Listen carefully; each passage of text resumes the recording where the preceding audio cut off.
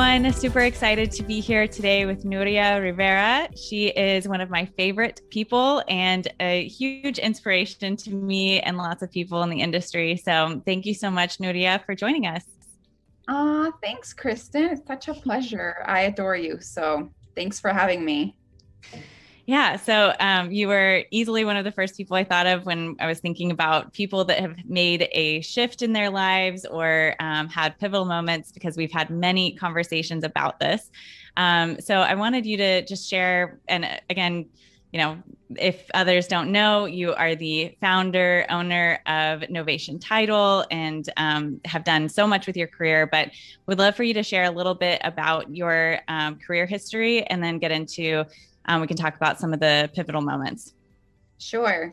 So I've been in the real estate industry for 15 years now. I got into title and escrow when I was 22. So I was very young, and I loved the real estate industry, and I did that type of work for a 9-year period.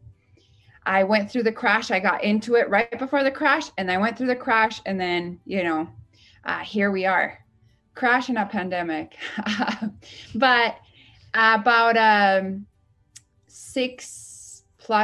almost 6 years ago, I decided to launch my own title company. And so I was a technician in it, and I was really good at what I did as far as the everyday work and being a really great closer and escrow officer.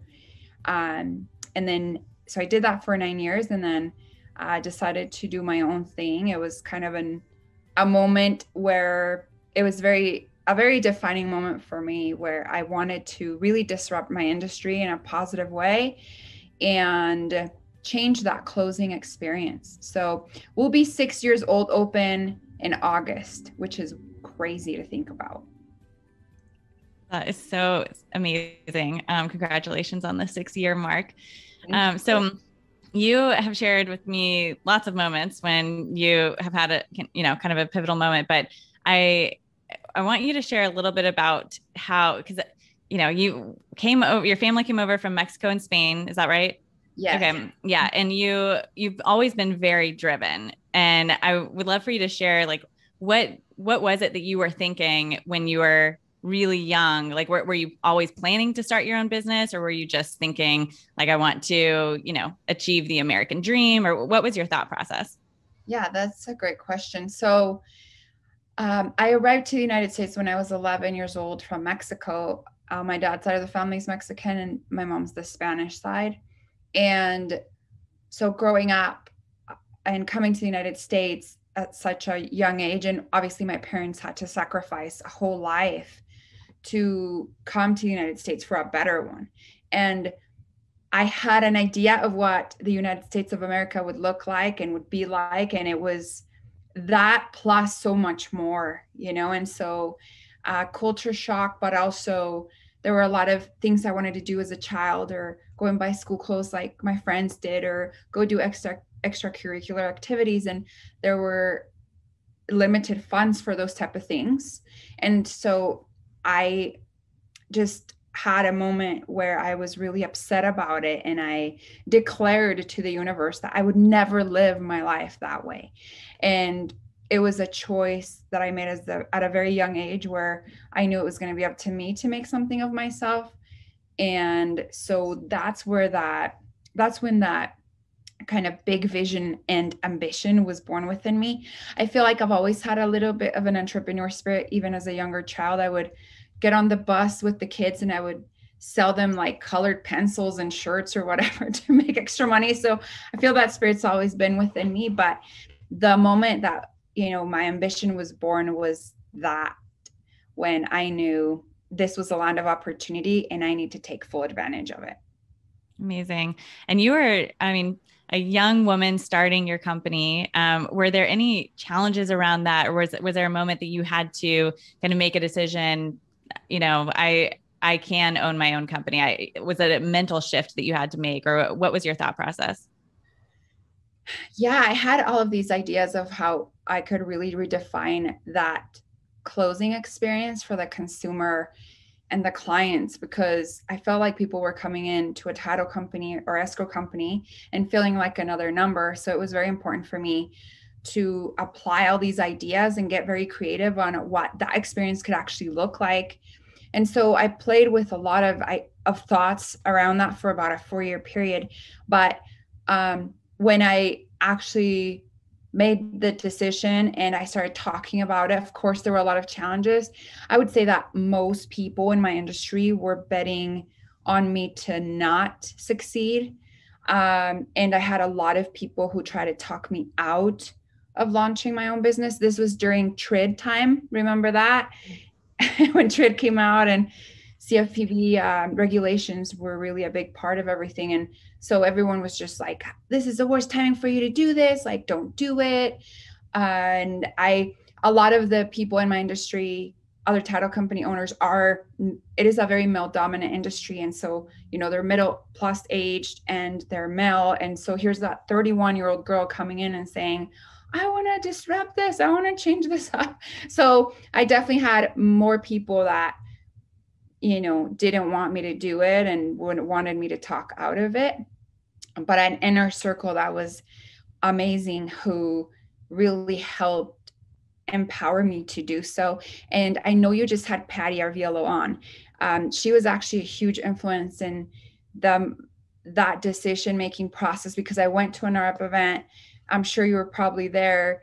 And I saw her speak on a panel, and I just saw this other Latina who was this huge powerhouse, owns one of the largest private mortgage companies in the United States. And I was just like, wow, someone with my similar background is doing such huge things. And so as soon as she was done with that, I went up to her and said, hey, I loved everything you shared. You're amazing. I'm thinking of starting my own title company. And she just looked at me straight in the eye and said, absolutely, go for it. You can totally do this. And it was kind of like the last little piece that I needed to feel like I can. Yes, I believe I can.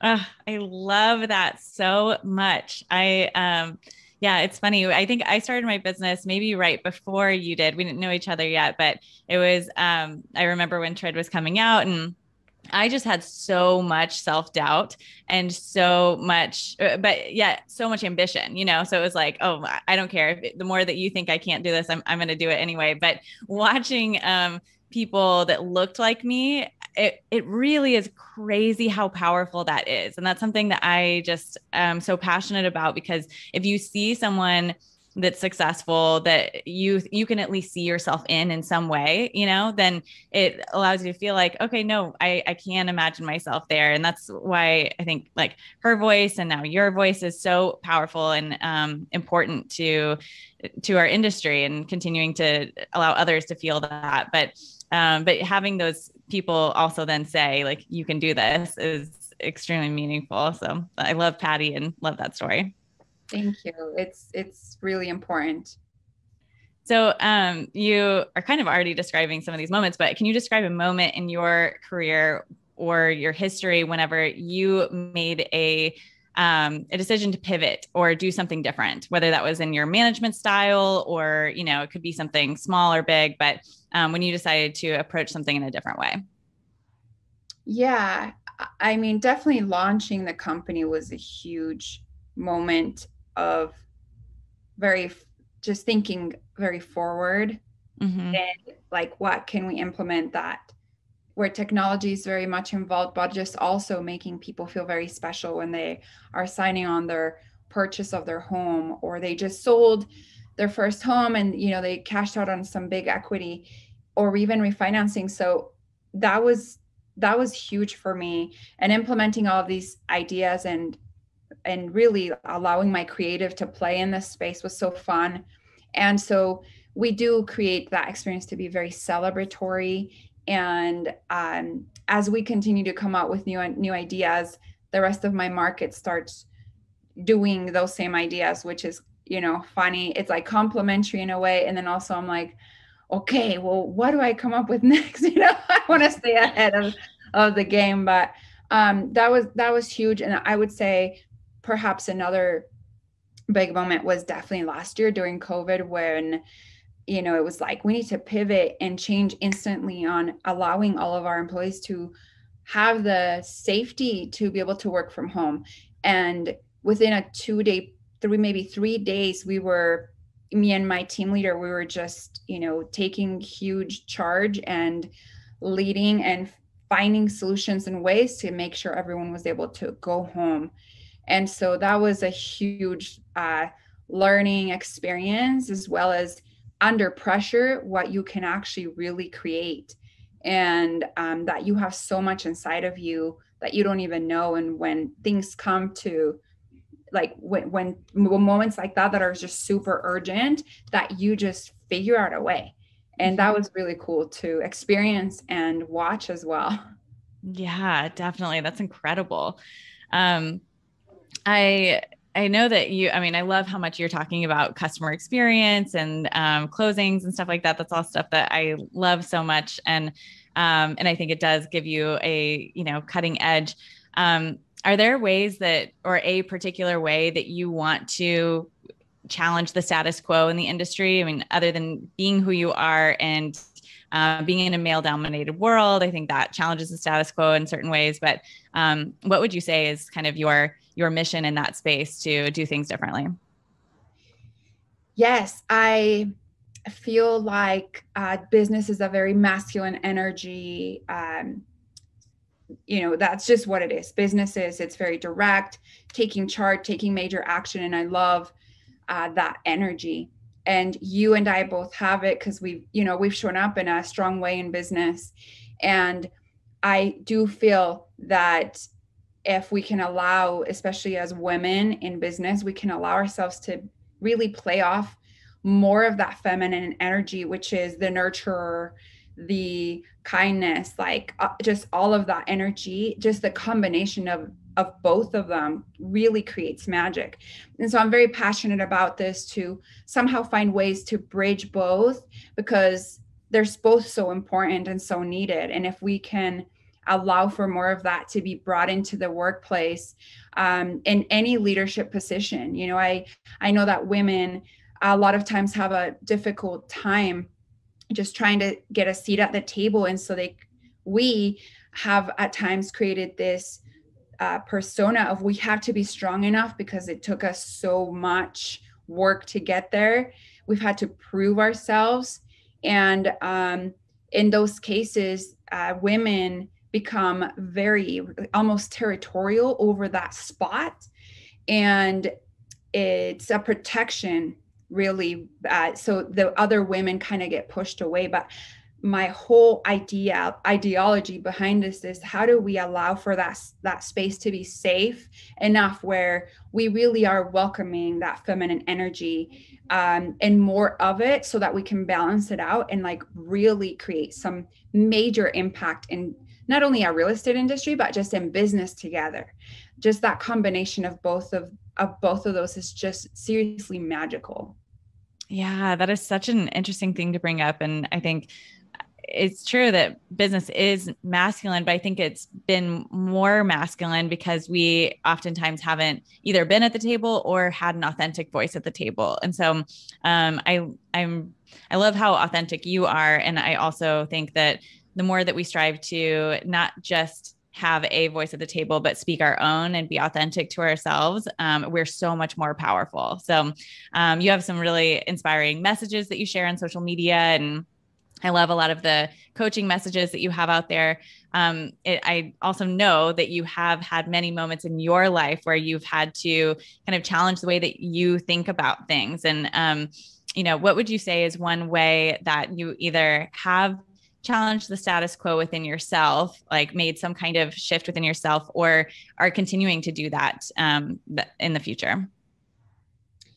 Yeah, I feel, and it goes a little bit with the last question of just really stepping more into that loving space, that feminine energy that I do hold. I'm definitely not the same leader as that I was 6 years ago.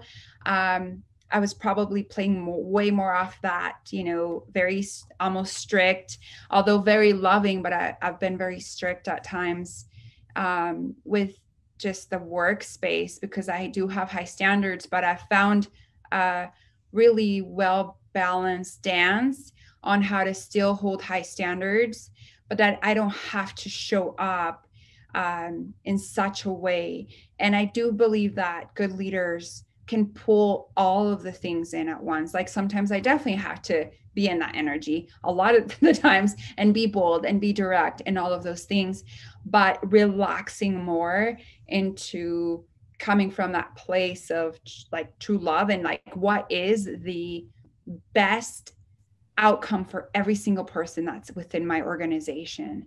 And that visualization, and we have a meditation room, and there's just this whole aspect of that feminine energy that can be very helpful in the workplace. And as I continue to grow into that, my team feels safer and having hard conversations and being able to communicate with one another and being able to share. Right now, I'm currently feeling this way. I'm a huge fan of Brene Brown, and she's, I feel like, a great example of what I'm probably trying to express, is just finding a good balance for us to be able to become just better selves altogether. We spend so much of our time here in the workplace, and it should be a good, healthy experience for everyone. Oh, that's so good. So true. And I love Brene Brown's stuff. And she's taught me a lot about how to have that sense of, vulnerability and that kind of thing, but with strength. And it's about like showing up for yourself, recognizing when you're feeling a certain way, that you are bringing your emotions to work. You are bringing that's part of yourself, and even tapping into that as a form of leadership, to tap into your intuition. There's so many times that I think, and that's a very feminine energy, but I think I have ignored intuition and recognized that was something I could have come to that decision a lot faster had I not been trying to be logical about everything, and really leaning into that. But all of that is a part of getting to know yourself and being authentic and finding your source of power. So anyway, I love what you're doing. And I think that you are an amazing leader. So thank you so much for sharing today. I know people can follow you on social media. You did have a podcast. I don't know if you're still doing the podcast, but I absolutely loved the episodes that I've listened to. Where should we direct people? Yeah, thanks, Kristen. It's a pleasure always having great conversations with you. You can follow me on Instagram. My handle's nuria.p.rivera. That's spelled Nuria .p as in Paula .rivera, Rivera. Also, my podcast is called Nuria's Mastermind. And I'm on Apple, on iTunes, and I'm also on Spotify. Awesome. Thank you so much, Nuria. Good to see you.